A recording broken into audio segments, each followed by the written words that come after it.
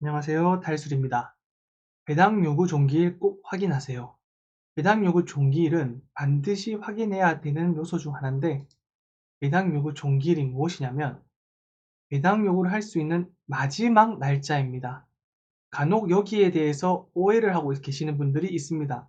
예를 들어서 배당 요구 종기일이 4월 1일이라고 한다면 4월 1일부터 배당 요구를 하면 되는 거 아닌가요?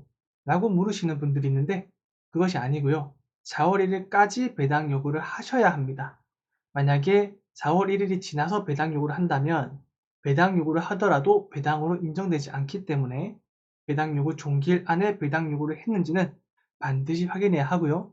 이와 관련한 중요한 사례가 있어서 사례를 통해서 한번 더 자세하게 알아보도록 하겠습니다. 다음 사건을 통해서 배당 요구 종기일의 중요성에 대해서 한번 알아보도록 하겠습니다. 대구에 위치한 아파트고요. 감정 가격은 2억 8,700만 원, 현재 24%인 약 7천만 원까지 떨어진 상황입니다. 보증금은 20%고요. 10%에서 20%로 증액을 했는데 아마 법원에서 어떠한 문제가 있기 때문에 입찰할 때 주의하라는 경고의 메시지를 던지는 겁니다. 어떠한 부분을 조심해야 되는지 보니까 눈에 보이는 게 있습니다. 누군가 낙찰을 2번이나 받았는데 2번 다 미납을 하네요.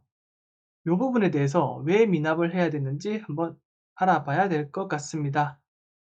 임차인 현황을 보겠습니다. 서땡땡 씨가 지금 임차인으로 있는데 주거용 전부를 사용하고요. 전입일자는 2018년 11월 6일입니다. 그렇다면 대항력은 다음 날인 2018년 11월 7일에 발생하네요. 이 대항력이 주장할 수 있는 대항력인지 또는 주장할 수 없는 대항력인지 판단을 해야 됩니다. 어떻게 판단하냐면 등기부 등본상의 권리와 비교를 하는 거죠. 지금 등기부 등본에는 2019년 11월 25일에 설정된 가압류가 가장 빠른 권리입니다. 이 두 권리를 비교했을 때 임차인이 더 빠른 걸 확인할 수 있고요. 그렇기 때문에 임차인은 대항력이 있는 임차인입니다. 선순위 권리자라는 말입니다. 그렇기 때문에 이 임차인은요, 보증금이 지금 1억 6천만 원인데 이 1억 6천만 원을 전액 배당받지 못하고 못 받는 금액이 있다면 그 금액은 낙찰자가 떠안아야 됩니다. 따라서 이 경매 사건의 가장 키포인트는 뭐냐면요. 이 임차인이 전액 배당받을 것인지 아니면 전액 배당받지 못할 것인지입니다. 전액 배당받지 못한다면 배당받지 못한 금액은 낙찰자가 떠안아야 됩니다. 자, 그럼 두 번째로 넘어가서 확정일자를 받았습니다. 확정일자를 2018년 10월 22일에 받았는데 받았다는 의미는 뭐냐면 배당 요구를 할 수 있다라는 것을 의미합니다. 그렇기 때문에 실제로 배당 요구를 했네요. 언제 했나요? 2022년 6월 14일에 배당 요구했습니다. 여기서 문제가 발생합니다. 위에 보면 배당 요구 종기일이라고 있는데 배당 요구 종기일이 언제까지냐? 2022년 3월 2일까지입니다. 3월 2일까지 최소한 배당 요구해라는 소리입니다. 근데 임차인은 6월 14일에 했습니다. 배당 요구 종기일이 3개월 지나고 나서 한 겁니다. 이거는요, 배당 요구를 했더라도 배당 요구 안 한 겁니다. 배당으로 인정하지 않습니다. 따라서 이 임차인은 해당 경매 사건으로 인해서는 절대로 배당받을 수 없습니다. 그럼 보증금 1억 6천만 원 중에 한 푼도 배당받지 못한다는 소린데 대항력까지 있는 걸 보니 요거를 줄여서 말하면 보증금을 전액 낙찰자가 인수를 한다 라는 의미입니다. 자, 그 말은 얼마에 낙찰받든 간에 상관없이 플러스 알파로 1억 6천만 원이 들어간다는 소리입니다. 자, 지금 2억 499만 9천 원에 낙찰받은 약 2억 5백만 원에 낙찰받은 이분은 플러스 알파로 1억 6천만 원을 더 떠안아야 됩니다. 3억 6천5백만 원에 이 부동산을 산 거죠. 근데 보니 이 부동산 가격이 얼마인가요? 2억 8천7백만 원입니다. 약 2억 9천만 원짜리를 3억 6천만 원에 지금 사게 생겼습니다. 7천만 원 돈 더 주고 사는 겁니다. 그럴 바에야 보증금을 포기하고 미납을 하겠다라는 결정을 한 겁니다. 더 재밌는 사실이 뭐냐면요. 차순위 금액을 보면 1억 4,100만 원입니다. 약 1억 4,200만 원이네요. 이분도 1억 6천만 원을 떠안으면 3억 원에 집 사는 겁니다. 근데 감정가는 2억 8,700이죠. 더 비싸게 사는 겁니다. 만약에 이 위에 분이 없었더라면 밑에 분 차순위 금액이 낙찰됐을 것이고 이분도 아마 미납을 했을 겁니다. 미납하게 되면요. 지금 3차의 최저 매각 가격이 1억 4천인데 보증금 10%면 1,400만 원입니다. 1,400만 원을 날릴 수 있었는데 이 위에 분 덕에 1,400만 원을 아끼게 되는 이런 웃지 못할 이야기까지 포함하고 있다고 보시면 됩니다. 그렇게 미납을 했기 때문에 경매는 다시 진행됩니다. 그런데 또 누군가가 낙찰받습니다. 1억 4,168만 원이요. 그러면 또 1억 6천만 원 더하면 3억 원의 부동산을 매수하는 겁니다.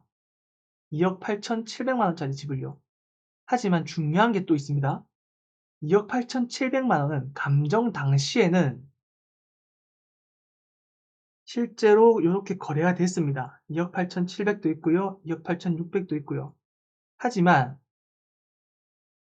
요 당시 2022년 7월부터 현재까지 보면요.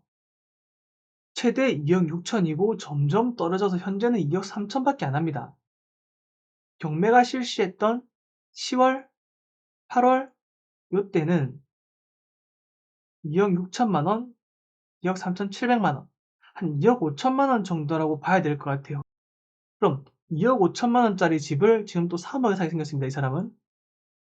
그렇기 때문에 5천만 원 돈을 더 주고 살 바에야 나도 보증금을 미납해야겠다 라는 마음으로 또 보증금을 미납했을 겁니다.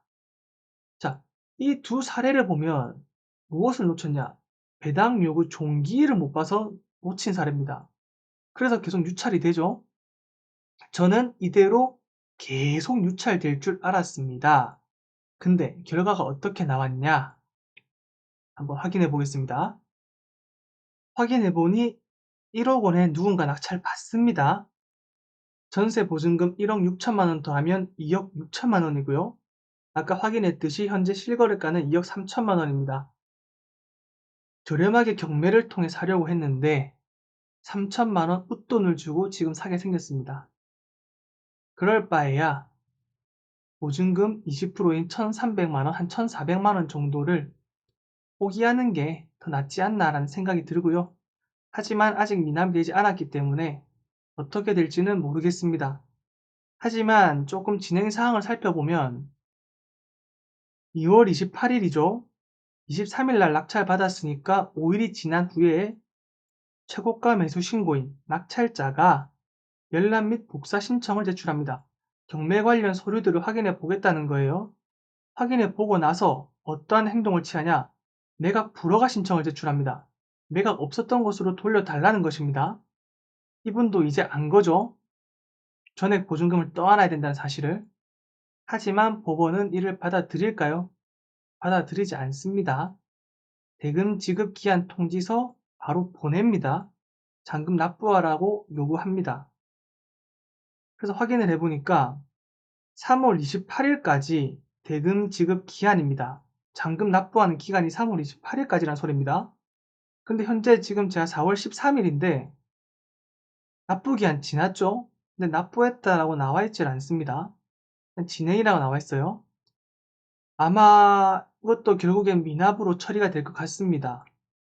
만약에 납부할 생각이었다면 진작에 납부를 하고 소유권 이전을 완료했을 겁니다. 그렇지 않은 걸 보니 아마 보증금을 포기할 확률이 굉장히 높아 보입니다. 제가 이걸 끝으로 마무리를 하면서 드리고 싶은 말씀이 하나 있습니다.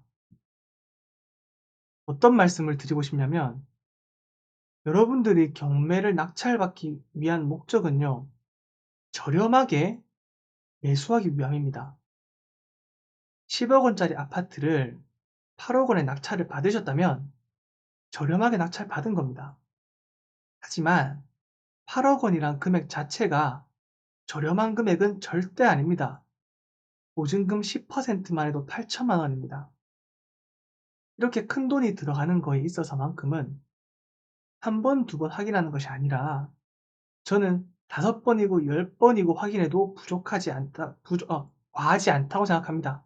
그렇기 때문에 공부를 하기 위해서라면 상관이 없지만 여러분들이 직접 입찰을 하려고 하는 부동산이 있다면 경매지에 나와 있는 내용이나 아니면 실제로 확인을 해서 내용들을 꼼꼼하게 확인하고 입찰하셔서 이렇게 보증금을 날리는 억울한 일이 발생하지 않으셨으면 좋겠습니다.